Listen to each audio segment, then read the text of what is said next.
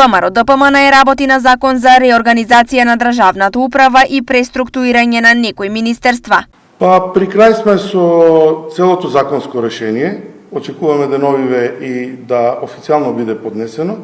Со истото ќе ја запознаеме јавноста, медиумите, меѓутоа и колегите од другите пратенички групи, врз основа на што очекуваме да добиеме поддршка на она што го планираме да го испорачаме како продукт на граѓаните во наредниот период. Кога би имало нова втора собраниска седница за овој закон со двотретинско мнозинство да помине? За мене поприоритетно во моментот е да успееме да ги формираме комисиите, односно работните тела, за да можат сите оние закони кои што ќе идат во наредниот период да поминат низ соодветните комисии. И во моментот имаме формирано само верификационата комисија и комисијата за избори и именување. Законот треба да биде донесен до формирање на владата, верува Мицевски. Законот сигурно ќе биде поднесен до тогаш во периодот за консултации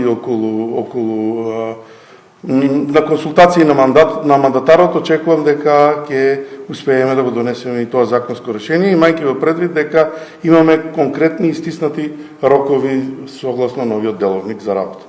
Реорганизацијата, меѓу другото, опфаќа замена на некои министерски ресори со други, припојување, но и сосема нови министерства. Сегашните 20 ќе бидат заменети со нови 24 министерства.